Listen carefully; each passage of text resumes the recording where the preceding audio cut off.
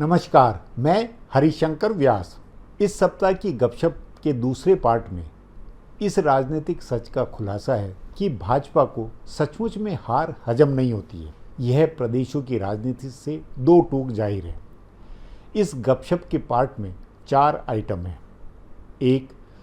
भाजपा को हार हजम नहीं होती। 2.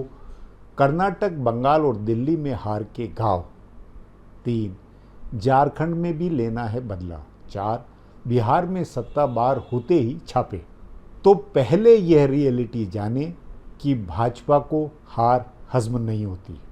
मेरा मानना है कि विकसित और सभ्य लोकतांत्रिक देशों के मुकाबले भारत में कई कमियां हैं, लेकिन एक शानदार खूबी यह है कि यहाँ हर चुनाव के बाद बहुत शांतिपूर्ण तरीके से सत्ता का हस्तांतरण होता रहा है। चुनाव चाहे जितनी भी कड़वाहट के साथ लड़े जाए, लेकिन नतीजों के बाद पार्टियां उसे सहज भाव से स्वीकार करती हैं। जीतने के 100% भरोसे में बैठी पार्टियां हार जाती है और चुपचाप सत्ता से बाहर हो जाती हैं। याद करें अटल बिहारी वाजपेयी का 2004 का चुनाव। खुद वाजपेयी और पूरी पार्टी उस भरोसे में थे कि वे जीत रहे हैं, लेकिन भाजपा से सिर्फ 7 सीटें ज़्यादा मिली कांग्रेस को और वाजपेयी ने सत्ता तुरंत छोड़ दी।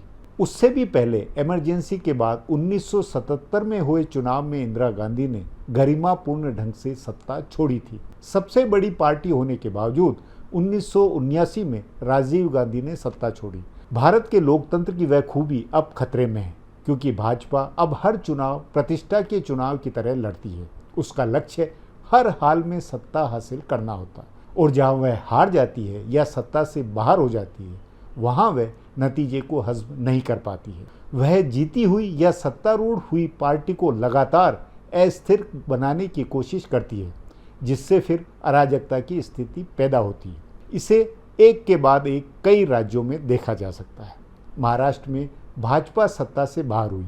चुनाव के बाद गठबंधन करके 3 पार्टियों ने सरकार बनाई, लेकिन नतीजों के बाद से ही पहले तो भाजपा ने एनसीपी के अजीत पवार की मदद से अपनी सरकार बनाई, लेकिन वह सरकार 4 दिन में गिर गई। उसके बाद भी भाजपा ने प्रयास नहीं छोड़ा और अंततः 2.5 साल के बाद भाजपा ने महाविकास अघाड़ी की सरकार को गिरा दिया। चाहे इसके लिए उसे शिवसेना के एक बागी एकनाथ शिंदे को सीएम बनाना पड़ा और खुद अपने पूर्व मुख्यमंत्री को उप मुख्यमंत्री बनाना पड़ा।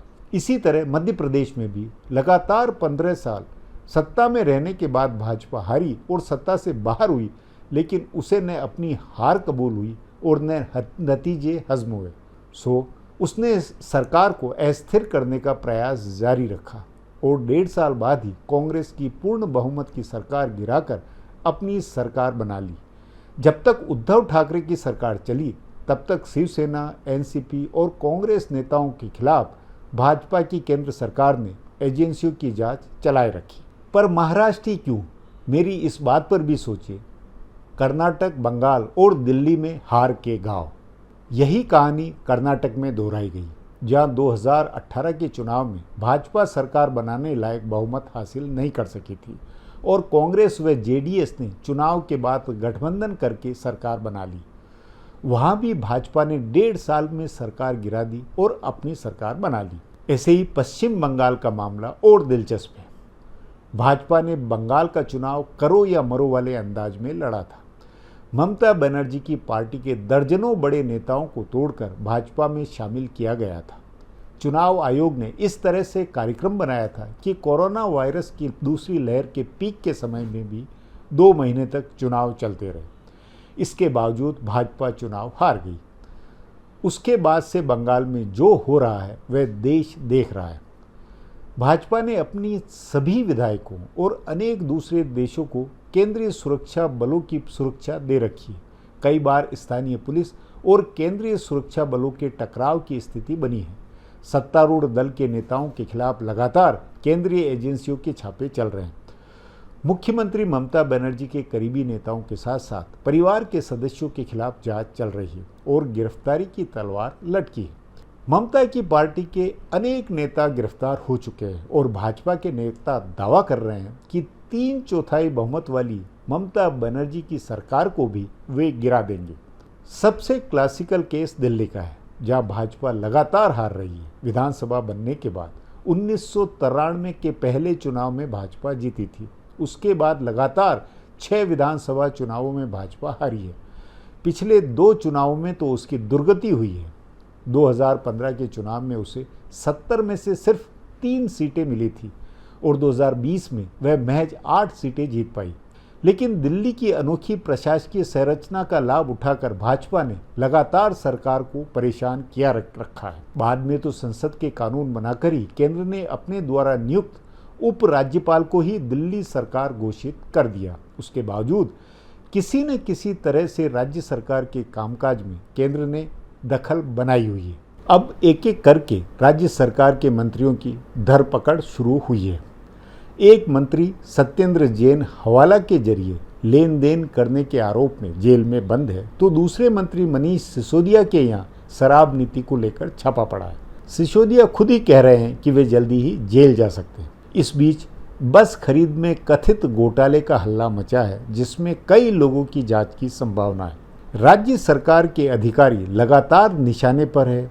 उप राज्यपाल ने कई अधिकारियों को निलंबित कर दिया है और कई अधिकारियों के खिलाफ जांच की सिफारिश की है।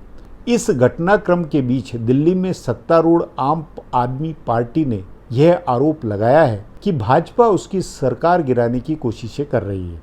उसका कहना है कि उसके 40 विधायकों को तोड़ने की कोशिश की जा रही है और इसके लिए भाजपा 800 करोड़ रुपए खर्च करने वाली। पता नहीं इसमें कितनी सच्चाई है, लेकिन इस बात की चर्चा भी हो रही है कि भाजपा की केंद्र सरकार दिल्ली विधानसभा को समाप्त करने पर ही विचार कर दे रही है। यानी अगर चुनाव नहीं जीत सकते हैं तो चुनाव लड़ने का टंटा ही खत्म कर देते हैं। सोचें, यह कितनी खतरनाक सोच है। चाहे जिस वजह से भी दिल्ली के बारे में ऐसा सोचा जा रहा हो, लेकिन एक बार यदि यह प्रक्रिया शुरू हो गई तो उसे देश में कहीं भी आजमाया जा सकता है। तीसरी गपशप है झारखंड में भी बदला लेना। भाजपा एक प्रतिष्ठा की लड़ाई झारखंड में भी हारी थी। 5 साल तक राज्य में डबल इंजन की सरकार चली थी। कथित तौर पर खूब काम भी हुआ और प्रधानमंत्री सहित सभी नेताओं ने जमकर प्रचार भी किया। भाजपा ने कम से कम 50 सीट जीतने का लक्ष्य रखा था, लेकिन उसे सिर्फ 25 सीटें मिली और उसके सिटिंग मुख्यमंत्री खुद चुनाव हार गए। इसके बाद चुनाव पूर्व गठबंधन की पूर्ण बहुमत की सरकार बनी। उसके बाद से ही सरकार को केंद्रीय एजेंसियों के जरिए परेशान करने का काम शुरू हो गया है। सरकार बनते ही भाजपा के नेता दावा करने लगे थे कि ये सरकार नहीं चलेगी। कहा जाने लगा कि कांग्रेस के 1 दर्जन विधायक भाजपा के संपर्क में हैं और सरकार गिर जाएगी। सोचे, राज्य में सरकार बनने के 4 महीने बाद ही कोरोना की महामारी शुरू हो गई। उसी महामारी के बीच एक तरफ केंद्रीय एजेंसियों की तलवार तो दूसरी ओर कांग्रेस तोड़कर सरकार गिराने का प्रयास। भाजपा की इस कोशिश का नतीजा यह हुआ कि झारखंड अनिश्चितता के भंवर में लगातार फंसा हुआ है। मुख्यमंत्री हेमंत सोरेन की चौतरफा घेराबंदी की गई है। चुनाव आयोग ने उनकी सदस्यता खत्म करने की सिफारिश कर दी, तो भाजपा इस तैयारी में है कि किसी तरह से वैकल्पिक सरकार न बन पाए और बने तो वह चल नहीं सके। इसका ताना बाना कैसे बुना गया है, वह किसी अपराध कथा की तरह है। मुख्यमंत्री के खिलाफ राज्यपाल से शिकायत की गई, जो चुनाव आयोग तक पहुंची। मुख्यमंत्री, उनके परिवार के सदस्यों और करीबी सहयोगियों के खिलाफ हाई कोर्ट में जनहित याचिकाएं दायर हुई, जो सुप्रीम कोर्ट तक पहुंची। सरकार बनने के थोड़े समय बाद ही मुख्यमंत्री के पिता शिबू सोरेन और उनके परिवार के सभी सदस्यों के खिलाफ शिकायतें लोकपाल को गई, जिसका फैसला आना है। इन सब के बीच में झारखंड में केंद्रीय एजेंसियों की कार्रवाइयां चलती रही। राज्य की खनन सचिव के यहाँ छापा पड़ा और उनको गिरफ्तार किया गया। उसके बाद मुख्यमंत्री के राजनीतिक प्रतिनिधि के यहाँ छापा पड़ा और उनको भी गिरफ्तार किया गया। मुख्यमंत्री के मीडिया सलाहकार से केंद्रीय एजेंसी पूछताछ कर रही है। सरकार के करीबी माने जाने वाले कारोबारियों के यहाँ छापे पड़े और एक चर्चित कारोबारी को गिरफ्तार कर लिया गया। इन गिरफ्तार किए गए लोगों के जरिए सरकार के अन्य लोगों और मुख्यमंत्री के परिवार के लोगों पर भी तलवार लटकाई गई है। इन सब के बीच में राजनीतिक अभियान अलग से चलता रहा। 1 साल पहले महाराष्ट्र के कुछ लोगों ने रांची जाकर विधायकों को तोड़ने का प्रयास किया था, जिसका खुलासा होने के बाद कई लोगों के खिलाफ मुकदमे दर्ज हुए, 3 लोग गिरफ्तार भी हुए। अभी वापस इसी कोशिश का भंडाफोड़ हुआ है, जब कांग्रेस के 3 विधायक पैसे के साथ बंगाल पुलिस के हत्थे चढ़े। पुलिस ने उन्हें गिरफ्तार किया तो दूसरे विधायकों को तोड़ने के प्रयासों का खुलासा हुआ और भाजपा नेताओं के खिलाफ सरकार को अस्थिर करने व विधायकों को प्रलोभन देने के मुकदमे दर्ज हुए। इसमें भाजपा के एक मुख्यमंत्री का भी नाम आया। अब भी कहा जा रहा है कि कांग्रेस के विधायक टूट जाएंगे तो जेएमएम के कई विधायक इस्तीफा दे देंगे, आदि आदि। भाजपा के नेता ट्वीट करके केंद्रीय एजेंसियों की कार्रवाई से पहले ही सारी जानकारी दे देते हैं। उनको पता होता है कि किसके यहाँ छापा पड़ना है, किसके खिलाफ फैसला आना है और कौन गिरफ्तार होने वाला है। सवाल है, जब चुनाव पूर्व गठबंधन की पूर्ण बहुमत की सरकार बनी है और भाजपा चुनाव हारकर सत्ता से बाहर हुई है, तो वह इसे मंजूर क्यों नहीं कर रही? क्यों वह ये मानती है कि सत्ता में बने रहने का उसका अकेले का अधिकार है? मेरी चौथी और आखिरी गपशप है, बिहार में सत्ता बाहर होते ही छापे। सब देख रहे हैं, हाल में भाजपा बिहार में सत्ता से बाहर हुई। जनता दल यू ने भाजपा से तालमेल तोड़कर राजद के साथ सरकार बनाई, लेकिन उसके तुरंत बाद केंद्रीय एजेंसियों की कार्रवाई शुरू हो गई है।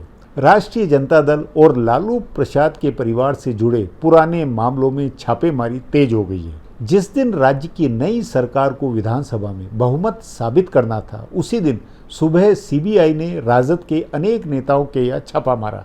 कोई 1.5 दशक पहले रेल मंत्री रहे लालू प्रसाद ने कथित तौर पर जमीन के बदले रेलवे में नौकरी दी थी। उसी सिलसिले में राजद के कोषाध्यक्ष, राजद के 2 सांसदों और एक पूर्व विधायक तथा पार्टी की टिकट पर चुनाव लड़ चुके एक नेता के यहाँ पर सीबीआई का छापा पड़ा। ये सारे आर्थिक रूप से सक्षम और कारोबार करने वाले लोग हैं। उनके यहाँ छापे के जरिए लालू प्रसाद के परिवार पर दबाव बनाया गया है। दूसरी ओर निश्चित रूप से नीतीश कुमार भी इसके दबाव में होंगे। इसी मामले में लालू प्रसाद के एक करीबी सहयोगी को पहले गिरफ्तार किया जा चुका है। भाजपा के नेता अब एक पुराने मामले में, जिसमें आरोप पत्र दाखिल हो चुका है, उसमें तेजस्वी यादव के फंसने की भविष्यवाणी कर रहे हैं। जिस तरह झारखंड के बारे में भाजपा के नेता कह रहे हैं कि हेमंत हटेंगे तो अपनी पत्नी को सीएम बनाएंगे, उसी तरह बिहार में कहा जा रहा है कि तेजस्वी हटेंगे तो उनकी पत्नी उप मुख्यमंत्री बनेगी। इस तरह की अफवाहों का बाजार गर्म है। यह सब इसलिए शुरू हुआ है क्योंकि भाजपा सत्ता से बाहर हो गई है और ये उसे बर्दाश्त नहीं हो रहा है। बस गपशप अब यहीं समाप्त। धन्यवाद। सब्सक्राइबर बटन को ज़रूर दबाएं, वहाँ जो घंटी है उसे भी दबाएं, ताकि नया एपिसोड अपलोड होते ही आपको सूचना मिले।